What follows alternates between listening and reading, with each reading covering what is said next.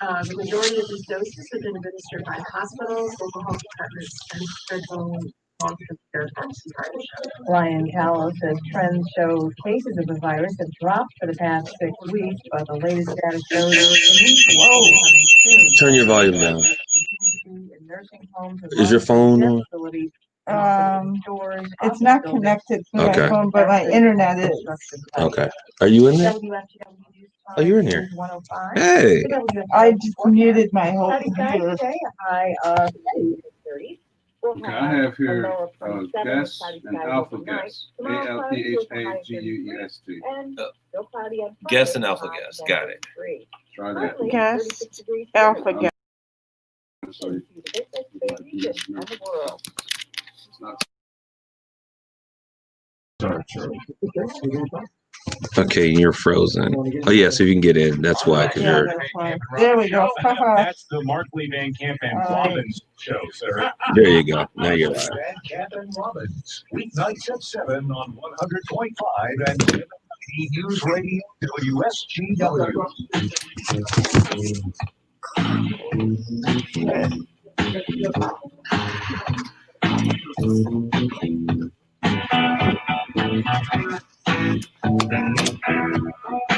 I've got an appointment in Essexville too, so I'm gonna Get skedaddle. fly it myself. So I'm excited. Thank you for being here. sure. And we'll have to connect so that we can talk. My cousin's been in the hospital for Oh, gee. a month and a half with COVID. Yeah. So I'm not gonna be on at the start, right? No, I'm just gonna go through my beginning of the show, and is Your Tim? caller, Tim called and he has bad comms on his Okay. phone. I can't, he's gonna be breaking in and out. If that comes back again like that, it's gonna be crappy. Just to let you know. Okay. Take his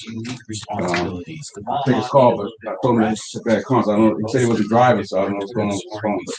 But we didn't have a good communication. Behind the Golden VIP network this week. It's 800-282-282 if you want to join the program. Continuing on a theme. And the theme is that I know a lot of us woke up with dry mouths, rocks in our gut, and concern and fear for our country. And so let us recognize the existence of that emotion. This is a friend who's served in combat. They say the first step to being okay in combat is, hey, it makes sense to be scared. All right. And with what we're seeing in our country, it does make sense to be concerned. I don't think we need to be scared. Rush has reminded us he will let us know when it's time to panic, and he's never said that. In fact, he told us the opposite. The day before Christmas Eve, that was not the time. It's not the time to give up on the country. And you check the status report. So to continue in this theme, I want to hold out this idea of what we as peaceful counter-revolutionaries can do, action steps we can take. And I wanted to inspire us in this discussion. From the great Not ready. Is it Pastor Amy?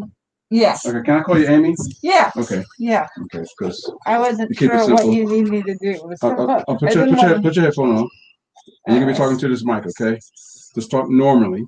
All right. Okay. Just talk normally, and you can talk to Karina like you're having a conversation. All right, you can do that.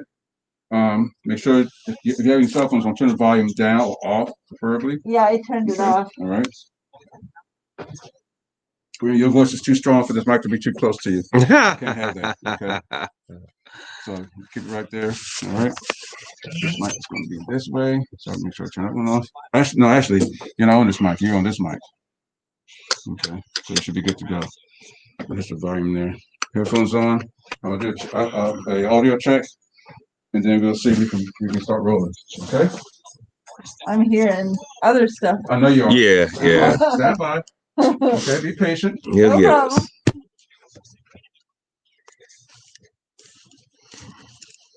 just bow down to the technocrats' well-issue public health candidate was.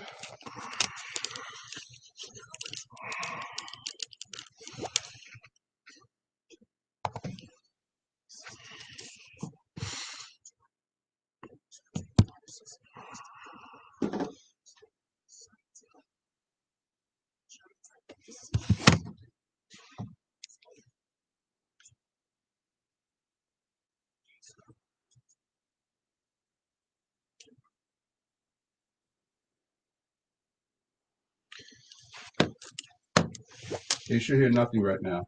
Right. Well, we hear exactly what we're supposed to hear. No, seriously. No, we don't hear I anything. don't hear I'm anything. sorry, I'm under pressure. I gotta make sure this is right because you're behind already. So everybody's hearing nothing, right? All set. Yep. Okay. Now, next voice you hear should be mine.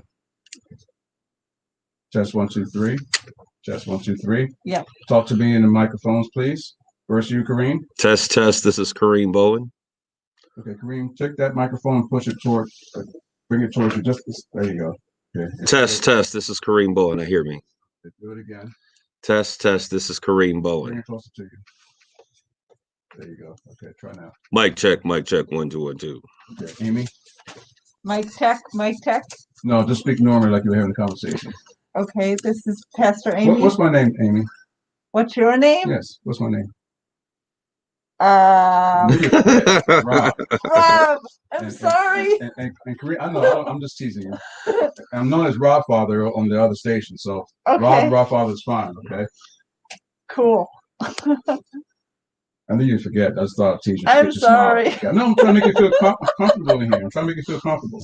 Okay. This is Thank you. a typical conversation. As I Okay, said, I want you to look at Kareem when you're having a conversation. Kareem's gonna be looking at you probably. All right. yeah, You guys are probably looking at your computers and whatnot, but you need to have a conversation because if you look away too far or it sounds like you're looking at your computers, it's going to sound that way on the recording. okay, So you look at each other and have a conversation. okay, But you're speaking to the microphone. That's why I'm doing this mic check right now. all right, Bring the microphone closer to you. Okay. Kareem, look at Amy.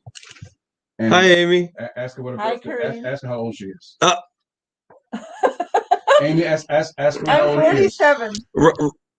The way that you pronounce it, is it Terhune? Yeah, Okay. sure. No, how do you pronounce it? Terhune. Terhune. Okay. Perfect. Okay, good. We got a good audio there, and everyone's comfortable. Okay, excellent. We're ready to roll. Comfortable as you can be. Yeah, right. Well, the only one's nervous in here is you, Amy. So I'm trying Relax. to bring that down. Relate. Okay? Release. If it helps, and Amy, you deal with people all the time, don't you? Yeah, Strangers, right? yeah, You don't know me from Adam. I'm trying to make you feel, and you laughing. You should be comfortable. And I'm sure you know Kareem, so it's all Okay.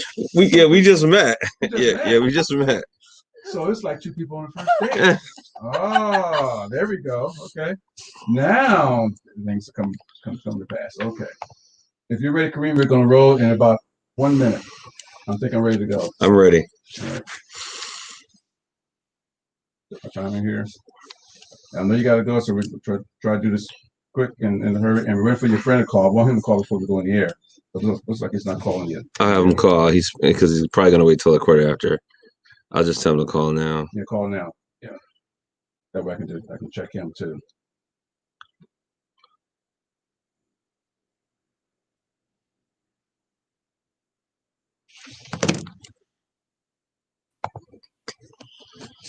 Oh, and they got that gold blue Michigan thing right behind you.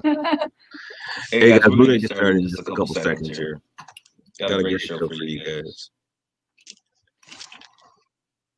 Did you get your message call? Cool. Stand by. WSGW, not you. Oh. Okay, great, Tim. This is Rob, producer. Stand by. I'm gonna put you on hold, and then we're gonna talk to you so I can do audio check, all right? Stand by. Stand by. And he'll bring you in time to bring you in, but you'll hear the conversation on your end. Okay? If you have any other noise going on, like TV, radio, please turn the off, turn the volume down, all right? And you sound good. Sound good. Stand by. We're going to talk to Pastor Tim, please. Hey, Pastor Tim, how you doing? Oh yeah, you sound beautiful. Great. All right. Now ready to roll. Okay, I need for Amy and Tim to stay be quiet while Kareem does his thing, and then Kareem will bring you in as he sees fit for the conversation. Okay? Mhm. And we get to do this thing without any problems, especially with Amy's new here. She's nervous as I got some. Yeah. Okay, stand by. So I'm gonna pop you guys down. Stand by.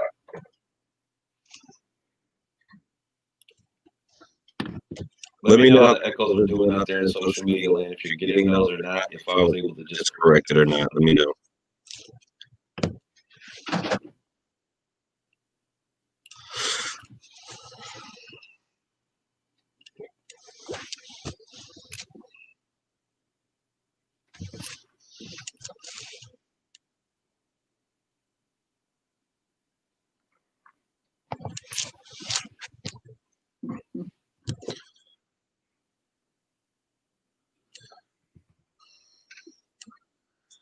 Well, good No, no, evening, no, everyone. do that again. We're gonna do this again. Yeah, sorry about that. That's gonna come out crappy when it's done. So Echoes are bad. I don't know why the echoes are bad because no one's on a phone or anything. So I don't know what to say. Oh, hold on. That mic is not on. It's not on. No, that mic's not even powered up. That's not them. That's not. Oh, it. okay. No, the only mic that's on is yours and Amy's. I don't know why it's echoing so bad. What's echoing? What's echoing? Where's echo coming from? I don't hear echo. No, they hear an echo, so I'm talking with them. Oh, then it's the volume. Oh, you know what? There's a volume control. Turn your volume down on one of those two that you got in. All right, I'm good. And the volume on that other one too. That one has a volume. So you have your computer plugged in that has a volume control. Oh, that's what it is then. Okay.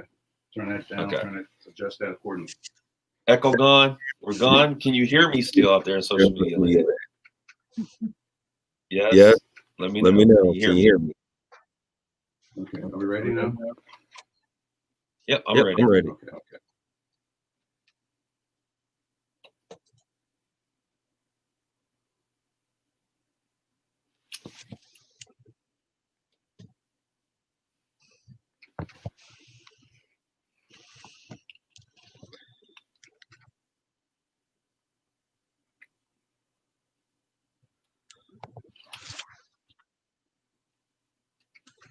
Well, good evening. Saginaw. How are you doing? Michigan Bay This is Kareem. We're here with another edition of USG, United Shades of Gray.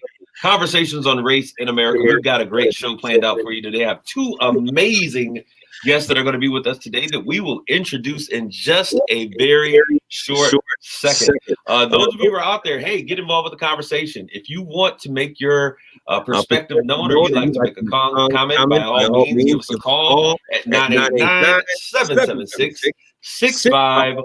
Before we get going, as I always like to do at the start of the show, I want to give a shout out to my producer, the man, the raw father, the legend. Thank you so much, Kareem. Appreciate it. Okay, as Being here. you appreciate being here today. Yes, of course. Where else would you want to be in this sunny, beautiful weather of Michigan, right? In Virginia Beach right now. All California. right, I want to thank all of you that are coming in. I see you guys are coming in on social media. Yes, it's echoing, but we're going to do what we can and we'll work it out the best that we can, guys.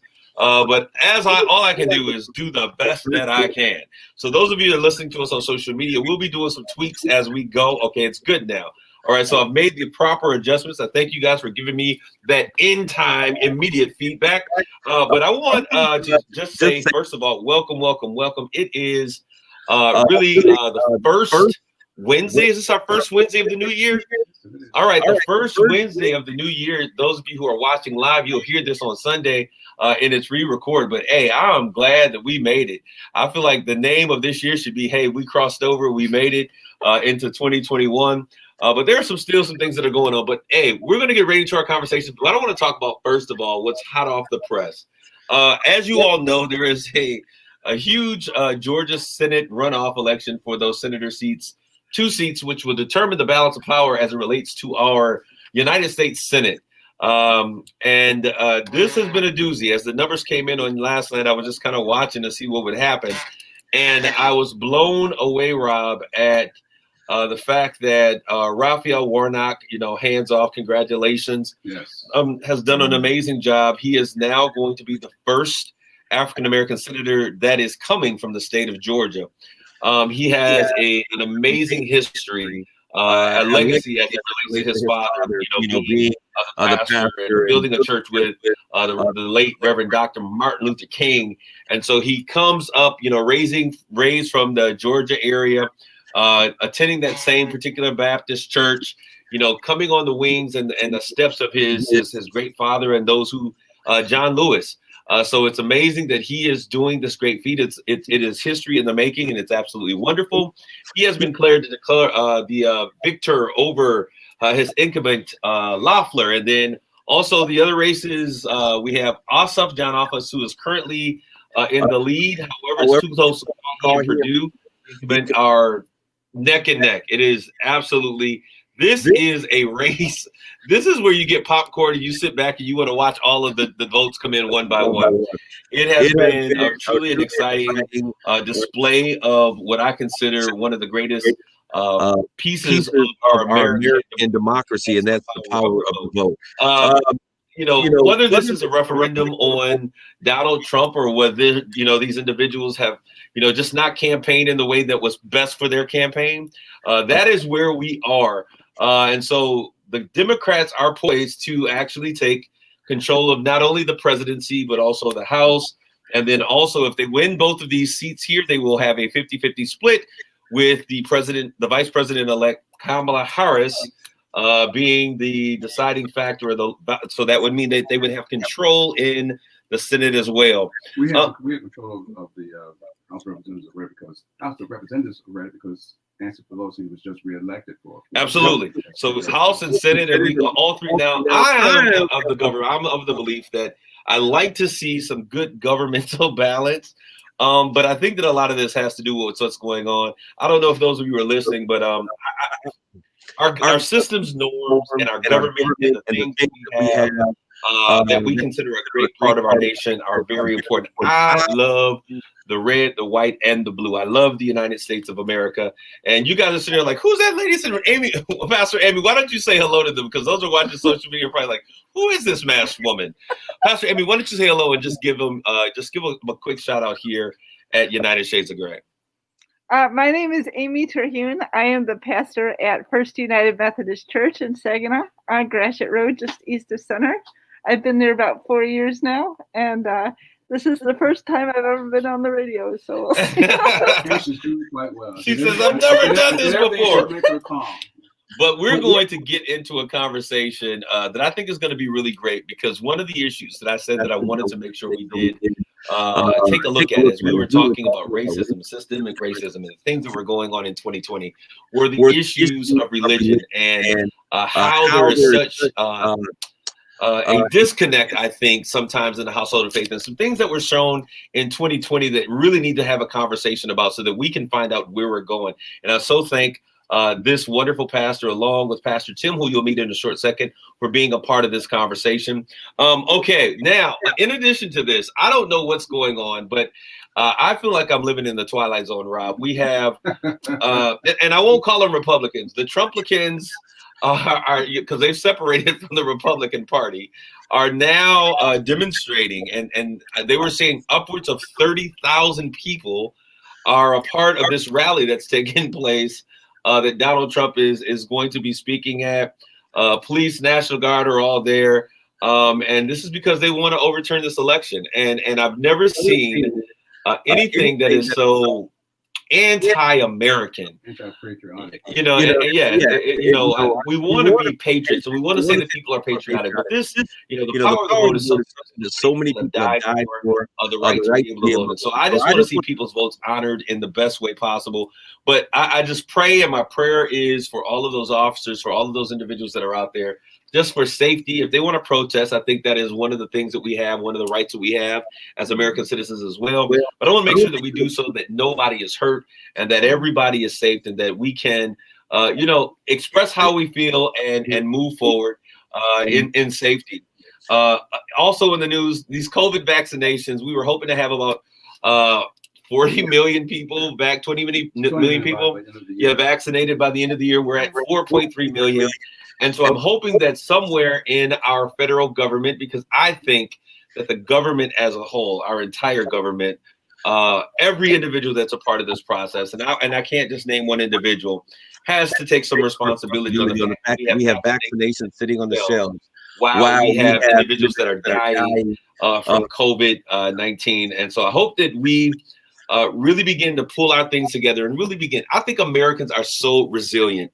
And when we allow ourselves to be our best selves and we come together, we spend so much time bickering and quarreling over politics that we have forgotten about what was most important. We forgot about what's most important in our country, and that is being American and working together. So hopefully we begin to do that. 3,775 Americans died today due to COVID. We cannot keep these numbers up. Also, and we'll talk about this probably next week. No charges in the Jacob Blake shooting in Kenosha, Wisconsin. This is absolutely an atrocity. I can't even begin to unravel this conversation. This is a conversation that I'll have to sit and talk about this because this can no longer happen, and something has to change as we talk about the reforms that are necessary in our country. All right, but I want to get to the topic that we have so I can provide our guests with ample time here on today. And Rob, do we have our calling guest that's on the line? Pastor Tim. Tim is there. Pastor Tim, are you there? All right, so I want us to begin this conversation. We have a great panel of individuals. It was a group of individuals. I have Pastor Tim Woycik.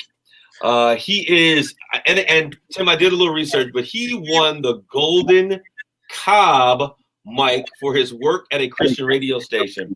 And so we want to begin. Tim, why don't you just go ahead and say hello to our United Shades of Gray audience?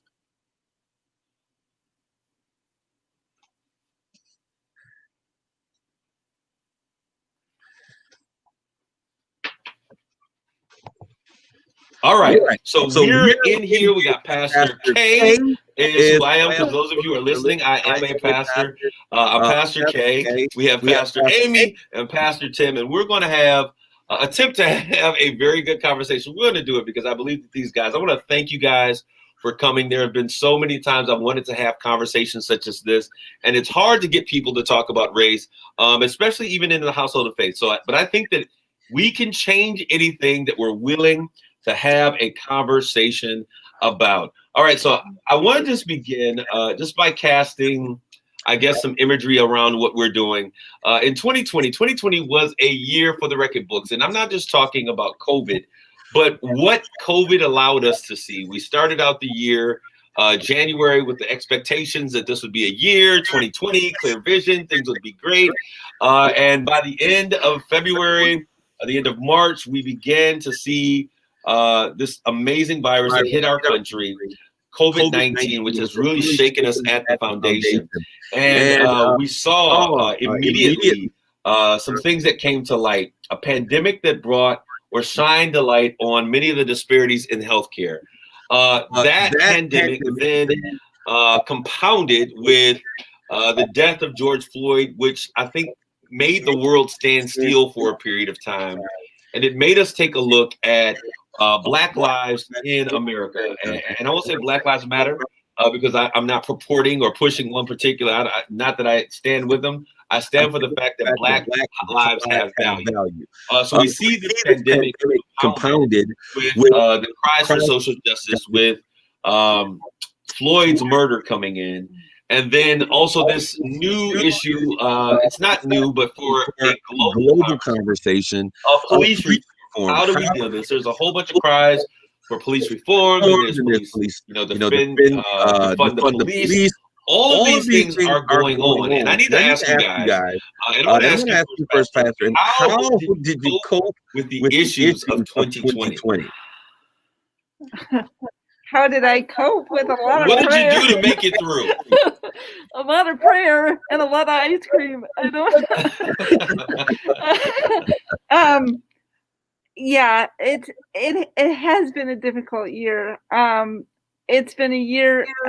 I've talked a lot this year about grief because it seems like that has been the theme that hits us over and over again. The grief of isolation and separation and illness and death, the grief of a society that seems to be tearing itself apart, the grief associated with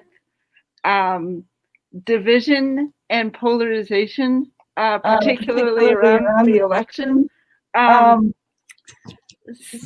didn't even get to the part about the election as being an election year. There were so many pandemics going on, the political pandemic. Yeah. I didn't even get there. So grief was a central theme in what you were talking about, and that's something that we can all relate to. Yeah. Okay, so Pastor Tim, how did you make it through? What were the key things? What is it that you learned from 2020 that you take into this new year with you?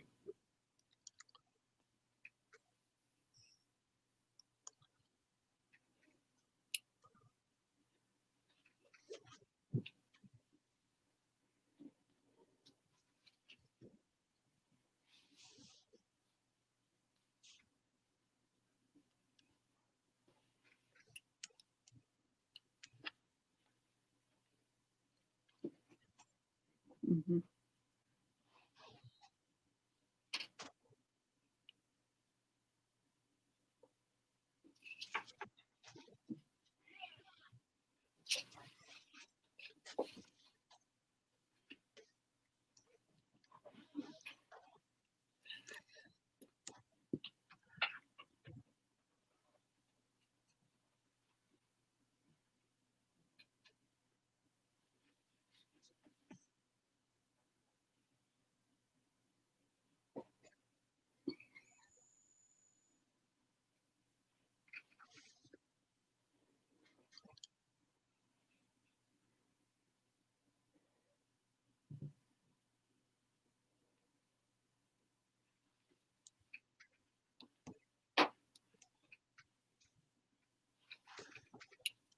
Absolutely.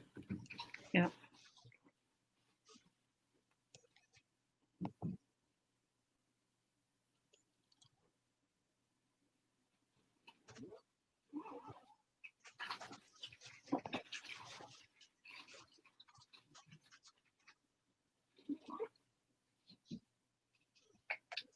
That's a great way to say that.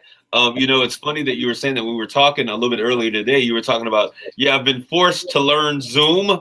I think I've been in so many Zoom meetings in 2020. I'm like going Zoom crazy. Hey, it is the thing, as you said, that kept us connected. Now, I want us to dive right into this conversation, because what we'll learn really quickly is that an hour is going to go by so fast. And I want to be very honest, and I shared this with you guys, and I want to share this with those who are listening out there. At first, I think we were all afraid. I think that just as 9/11 took place, when COVID hit, I thought we began to see the best of us as Americans. When things happen in our nation that challenge us as a nation or our national identity or our sovereignty, we have a great tendency to band together. And I saw that at the beginning of COVID, we were all in this together. And then I saw, George Floyd. It was the most amazing thing. And I remember the day after George's murder, me actually being on social media, not being able to hold it together, because I was so broken as a Black man who has literally traveled this world on a first class ticket, and really just doing everything I can to make this world better.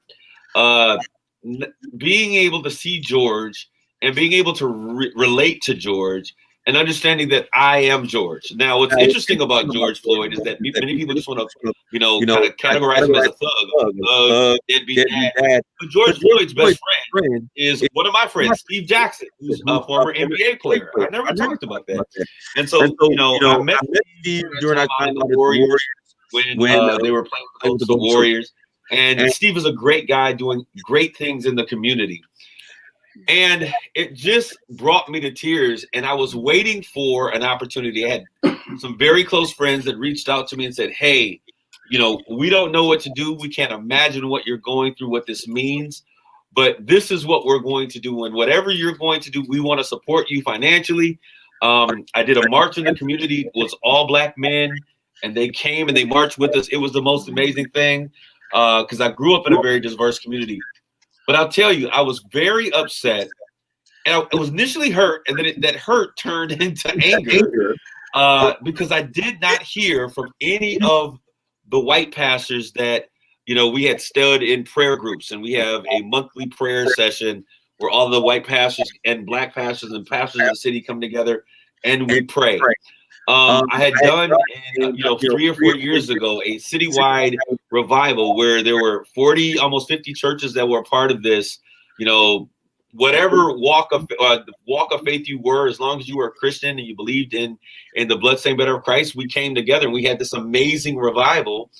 And I was waiting for my brothers and sisters on the other side of the lighter persuasion to say, hey, Kareem, you know what? We don't know what you're going through.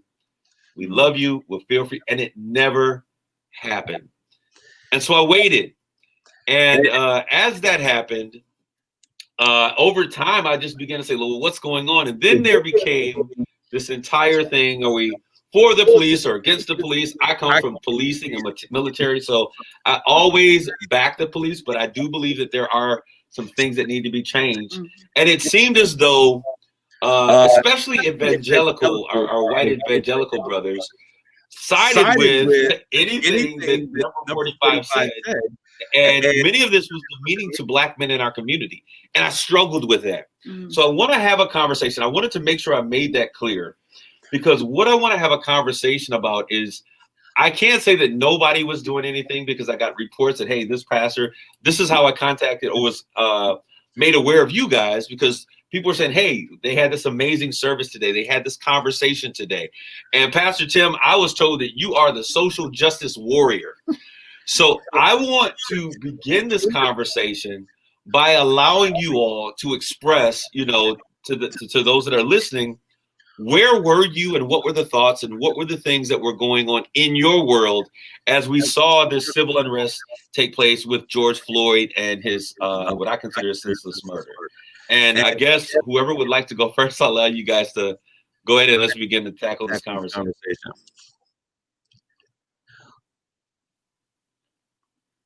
Go ahead, Pastor Tim.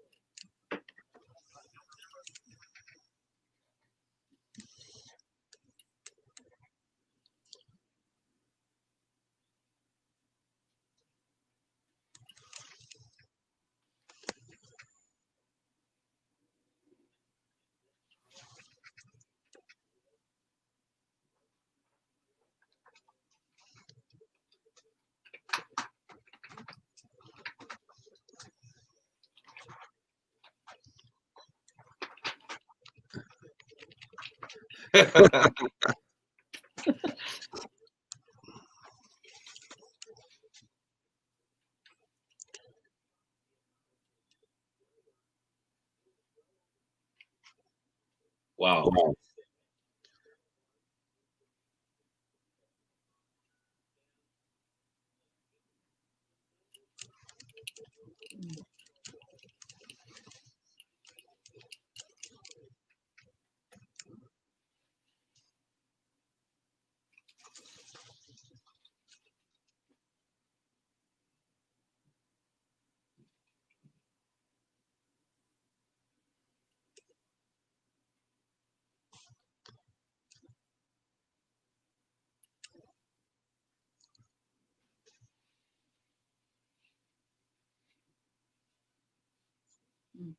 Well, you know, as we look at this movement, this movement was sparked by younger individuals. It was, you know, the Y-Geners, the millennials that said, you know what, we're not going to tolerate that.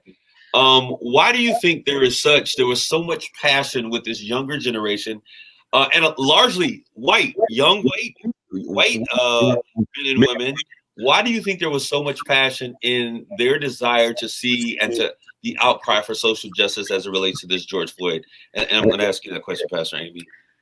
I think we all want a world that's different than the one that we live in. We want a world where people are judged by the content of their character and where people really do have a fair shot.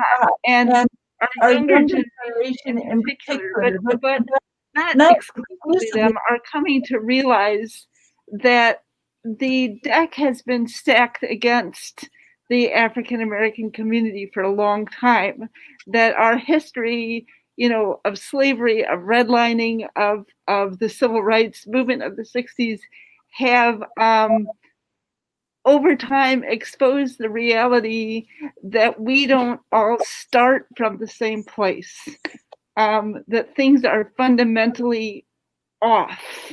They're not, we profess to want equal rights, but we don't actually have an equal starting ground. So I think there is a deep hunger among young people in particular to level the playing field and to have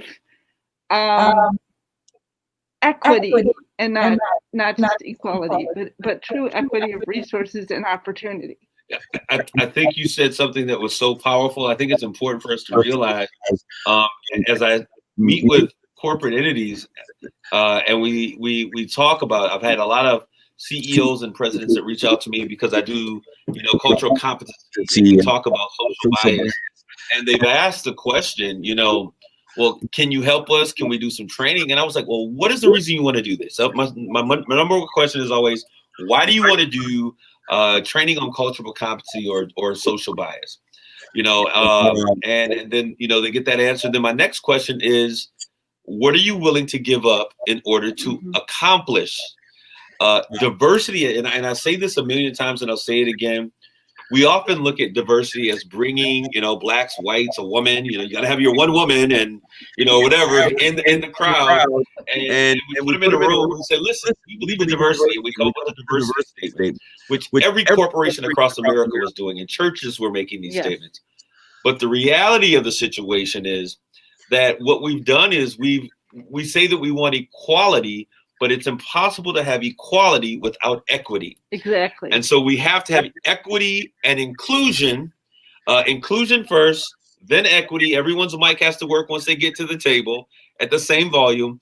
And then diversity is the goal line. It is the ultimate goal. So when we begin to look at this, I just said, you know what? Equity, inclusion, diversity, they all come with a cost. We're going to take a quick break and we're going to come back and continue this conversation with more of United Shades of Gray.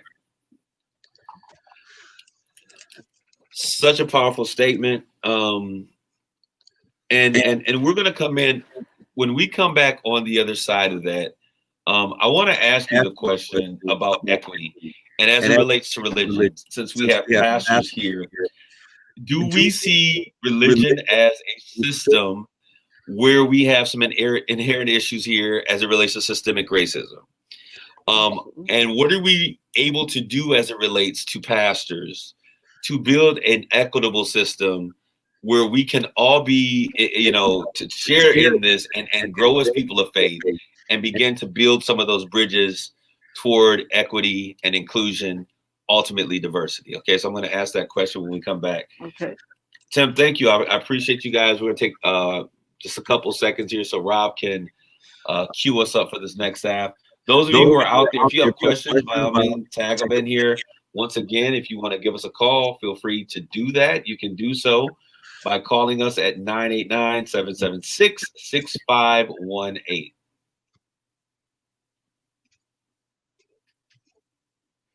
All right.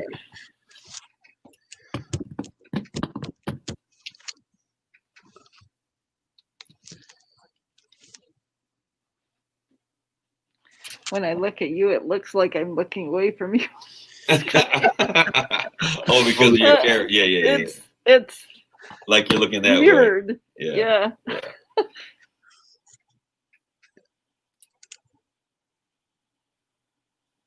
All right, guys. I want to thank you guys for tuning in today. There's a lot personally that has been going on today. I'm going to reach out to some of you guys.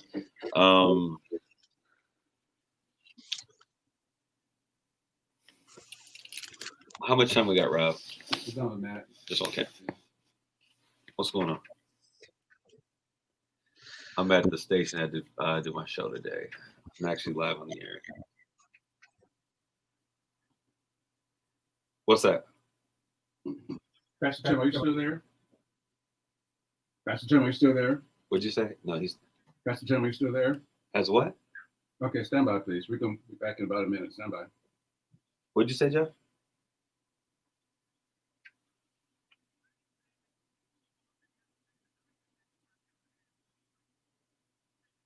Yeah, Kareem, are you ready? she did. Kareem, are you ready? Yeah. Oh, you're on the phone. I'm sorry. Hey Jeff, let me call you. I'm almost done. I'll call you back. All right. Yeah. Yeah. All right, everybody. Yeah, we're all set. Please stand by, please.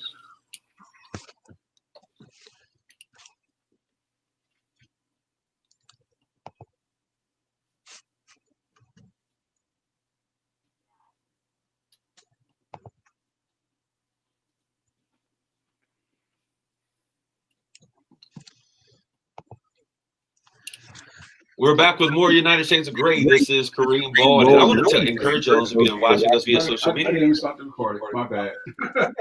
We're going to do that once again. It's been my day. I'm off on game today for some reason. I started recording. I want you to go through all that and not record anything. I was on my grind too. Right. Strike.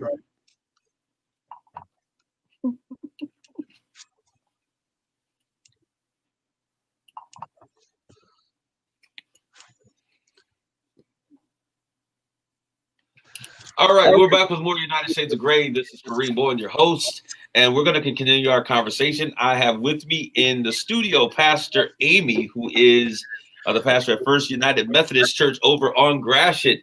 We've been talking about finding some way to get together, and also I have Pastor Tim Wasick. And Pastor Tim, I don't know if you've ever given us your church name and where you're worshiping or any of those things. Why don't you take a moment to do that really quick?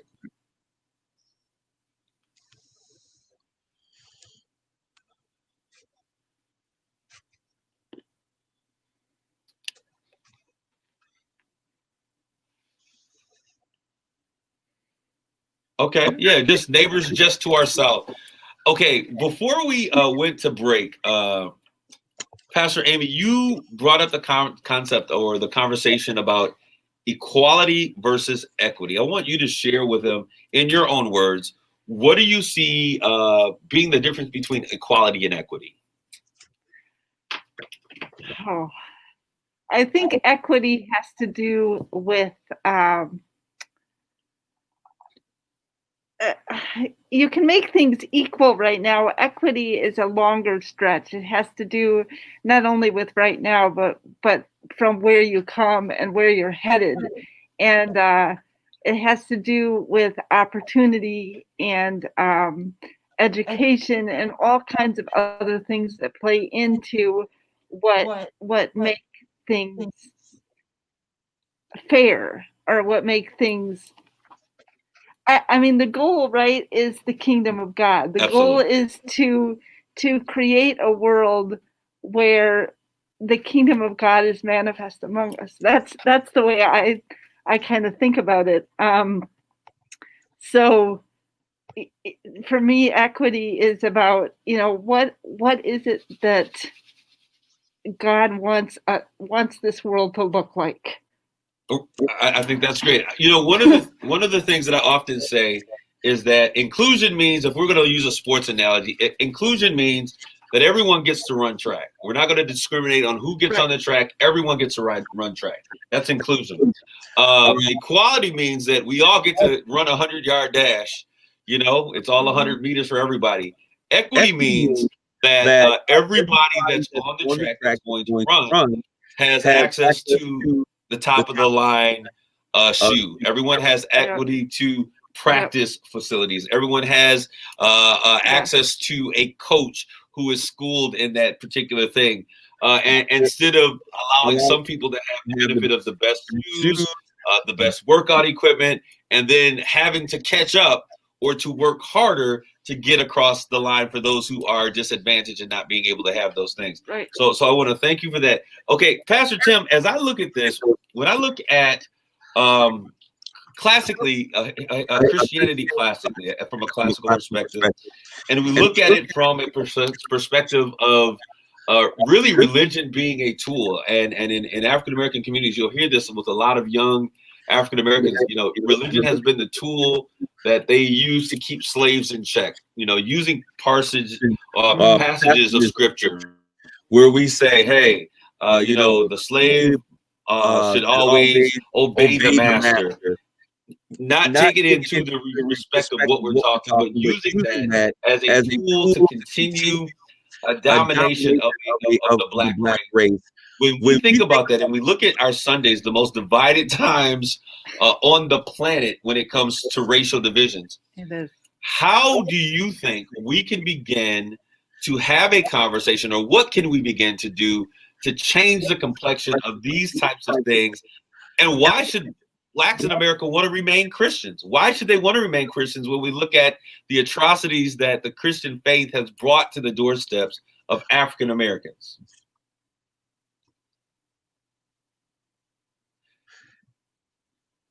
I was going to say, did I lose your Pastor Till? You're like, whoa, okay.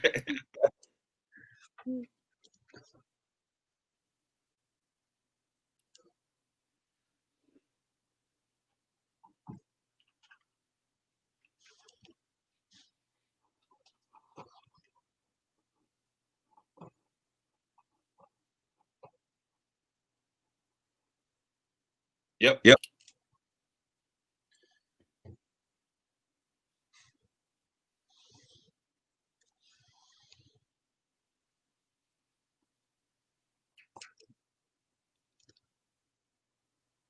Absolutely.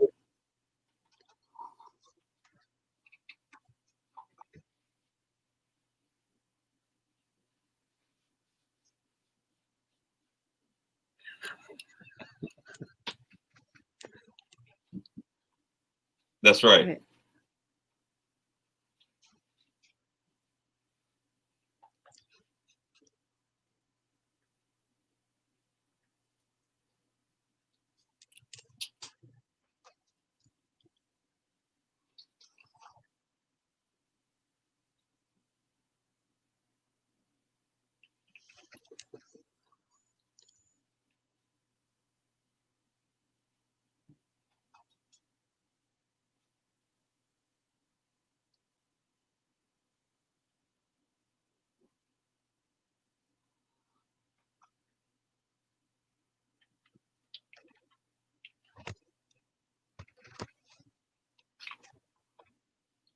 Love mercy. Yep. Mm-hmm.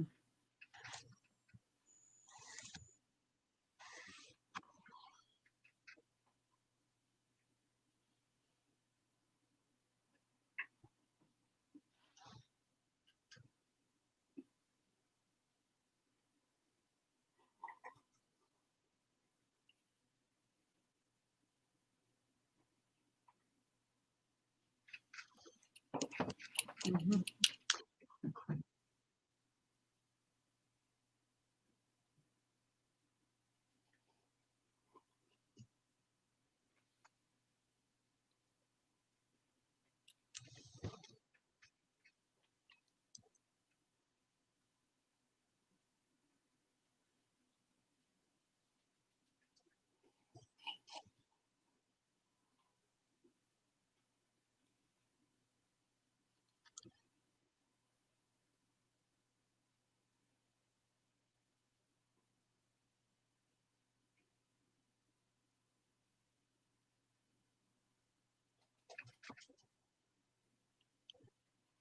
Yeah. Mm-hmm.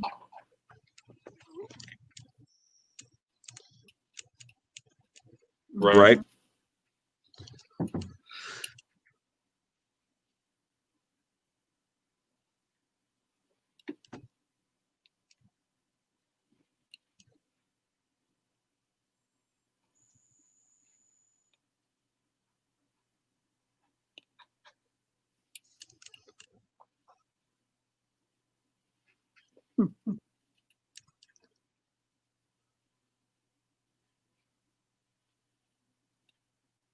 I think that is so profound.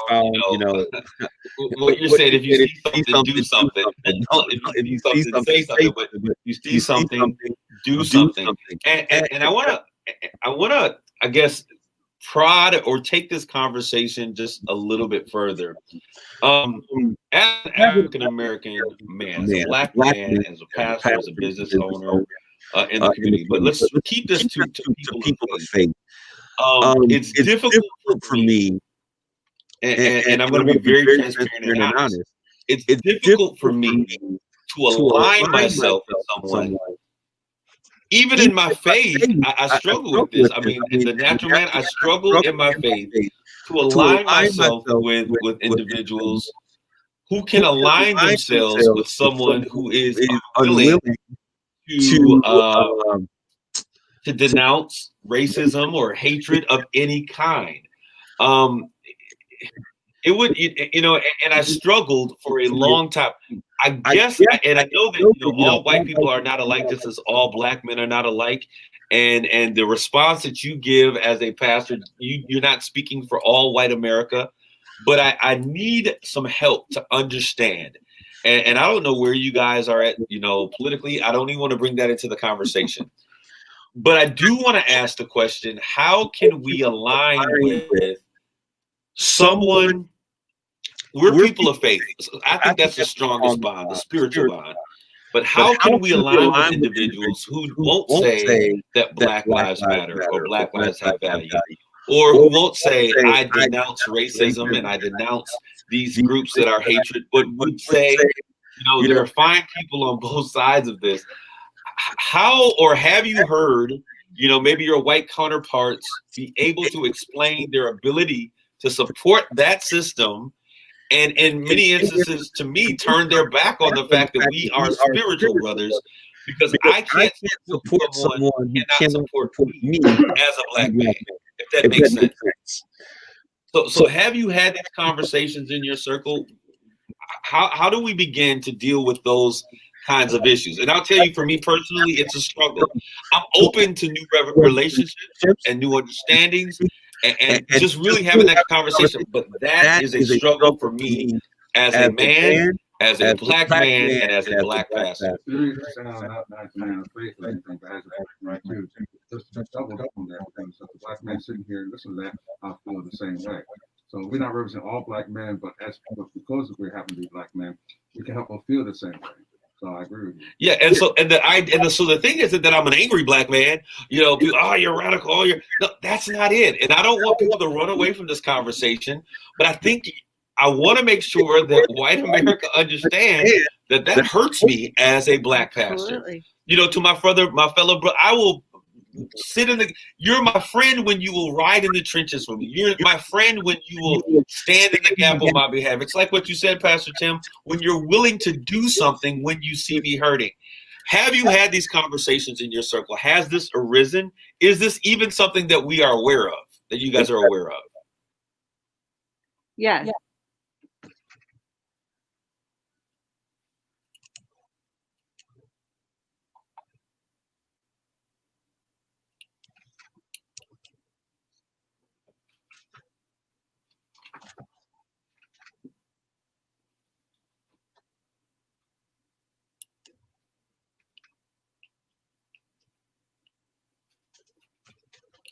Right.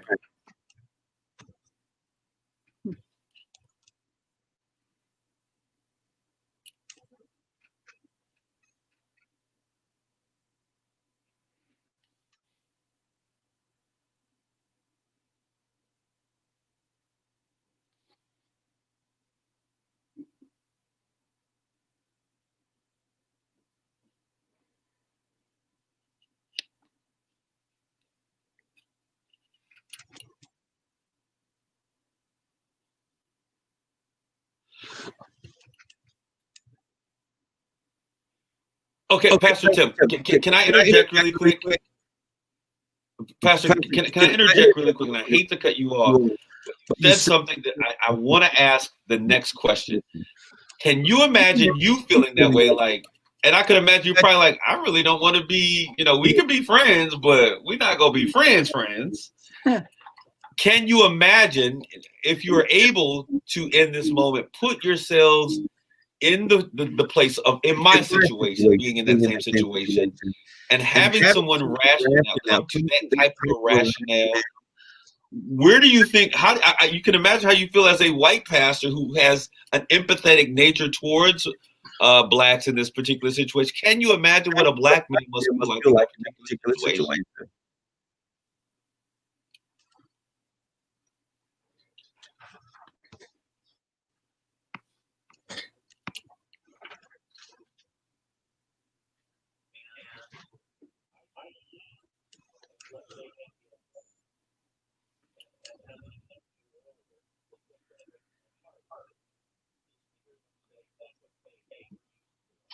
Wow. Mm.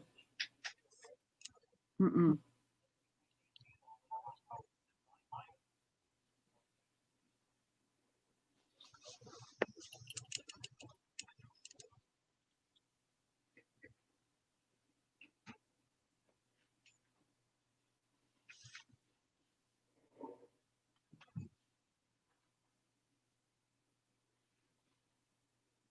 Mhm.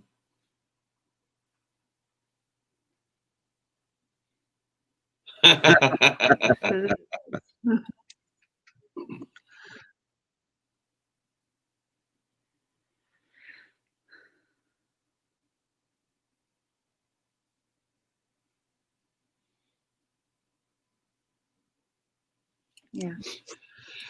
Where do we begin? And I think that you're bold, and I applaud you for your boldness, because in Chesaning, I could imagine if and I may be making inferences that are not there, what the makeup of your congregation would look like, and then to make a statement to begin to talk about social injustice or racial injustice or inequality.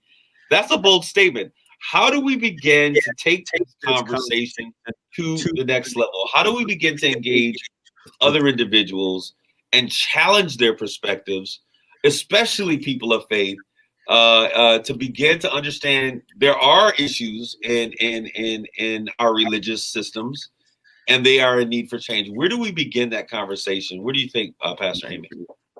It's a difficult question to answer, because in a large part it requires that we as individuals actively take a step toward reconciliation.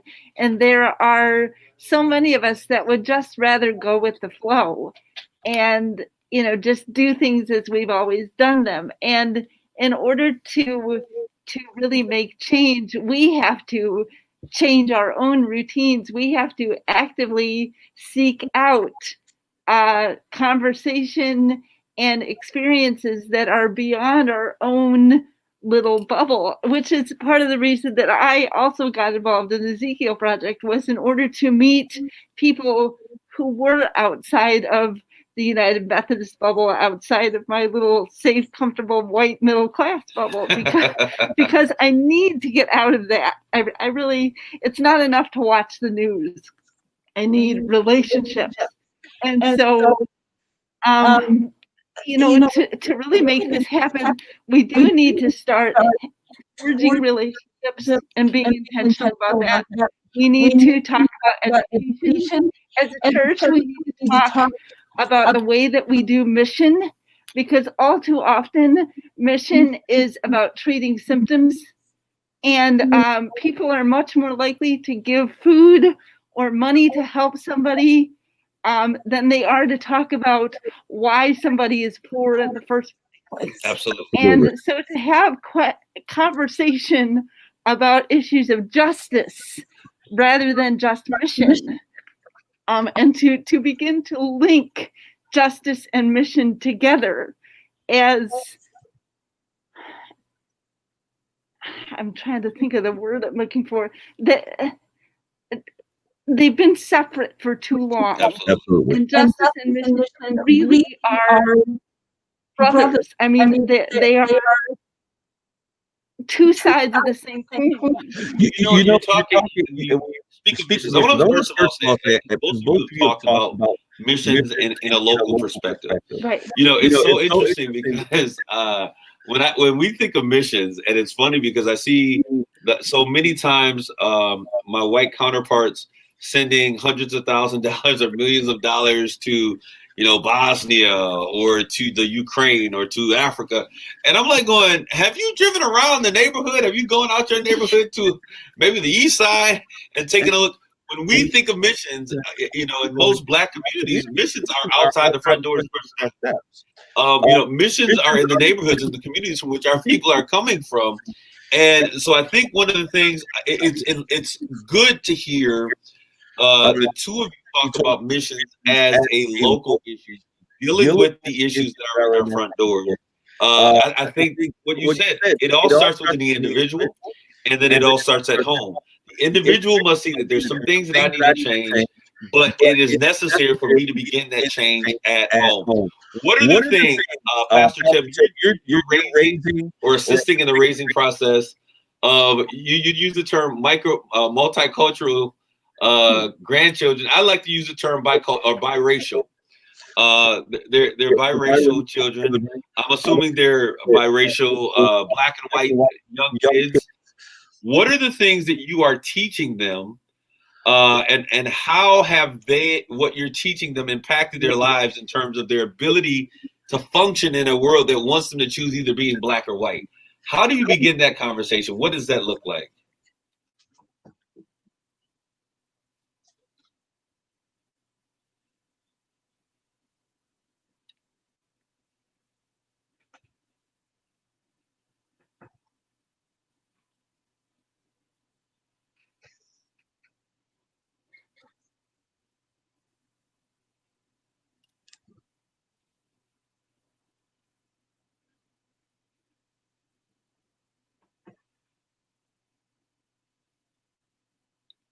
Wow.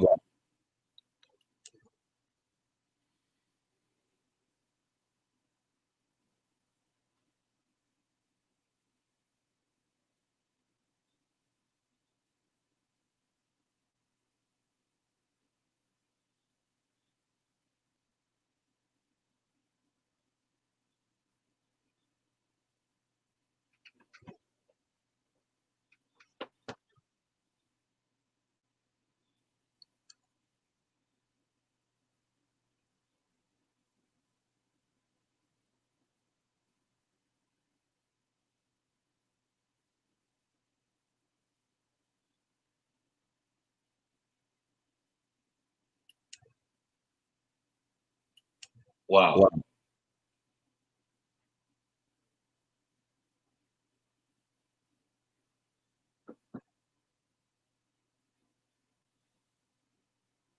Wow.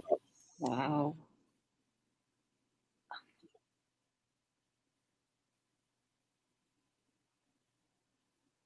Wow.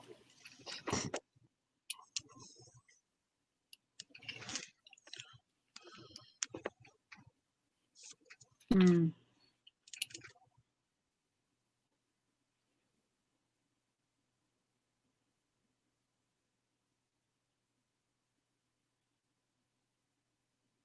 Mm.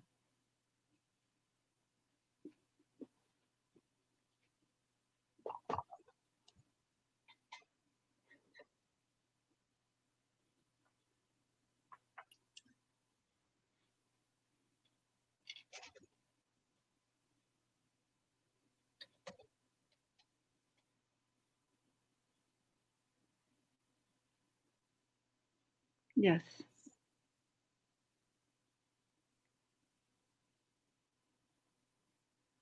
Right.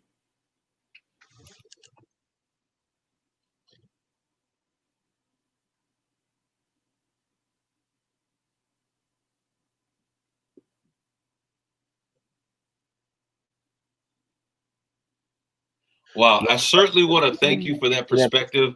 What you just outlined is something that many Black and brown kids are experiencing every single day. So it's great that you have a window into how they're feeling and the things that they are confronted with. I say continue to preach that, use that as fuel to educate those around you. I want to thank the both of you for tuning in today. This has been a very powerful and hopefully enriching conversation. And as this is played, I hope people take time to lean in and listen, and they're being empowered by just the conversation. As I always say here on United Shades of Gray, that we can change anything that we can talk about. And with our nation being in a place of